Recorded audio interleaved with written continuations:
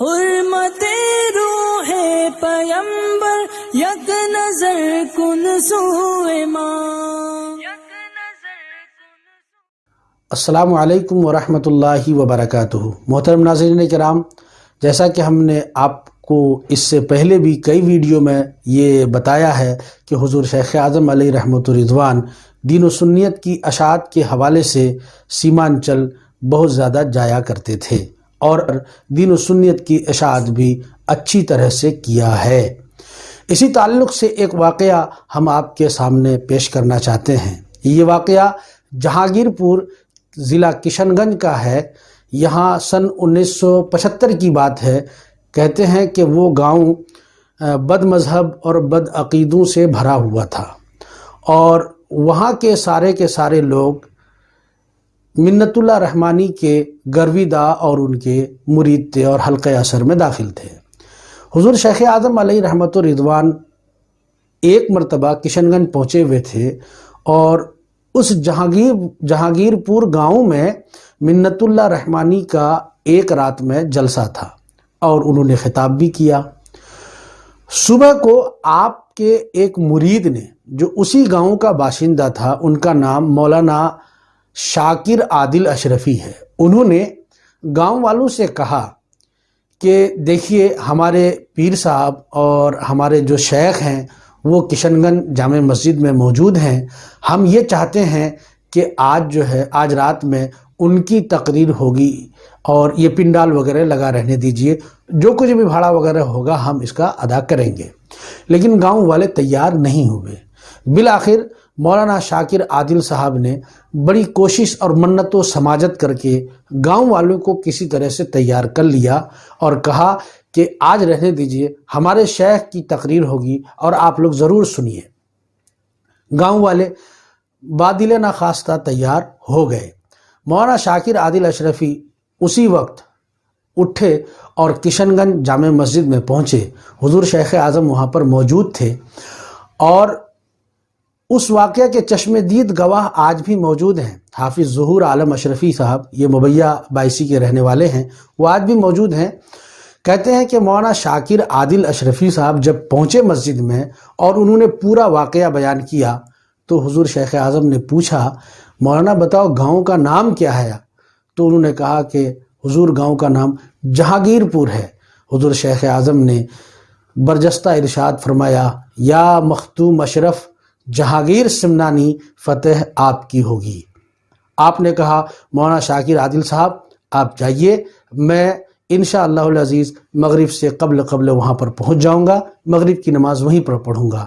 حضور شیخ اعظم حسب وعدہ مغرب کے وقت پہنچے، نماز پڑھی اور نماز پڑھنے کے بعد آپ سے لوگوں نے ملاقات کی. پھر آپ ان کے دروازے پر گئے مولانا شاکر کے ہاں اور چائے ناشتہ وغیرہ آپ نے تناول فرمایا.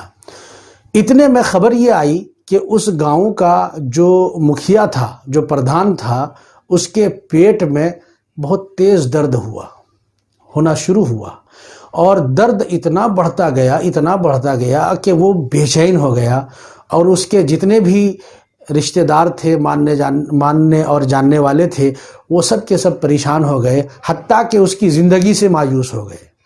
ان میں سے کسی صاحب کو یہ خیال آیا کہ کیوں نہ پیر صاحب کے پاس جائیں اور ان کو اس بات کی اطلاع کریں.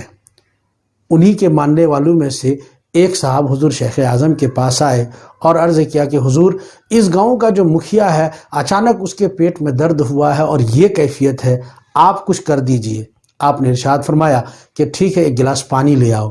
آپ نے اس پانی پر دم کیا اور کہا کہ جا کے پلا دو. پانی جب اس کو پلایا گیا تو راوی کا بیان ہے کہ پانی پلاتے ہی اس کے پیٹ کا درد بالکل ختم ہو گیا. 2 منٹ کے اندر وہ بالکل صحیح و سالم ہو گیا اور جو آدمی کہ کرا رہا تھا، جس کی جان سے بھی لوگ نا امید ہو چکے تھے، وہ یکایک بیٹھ گیا اور بالکل صحیح و سالم، ایسا لگتا کچھ ہوا ہی نہیں ہے. ایک طرف یہ تھا.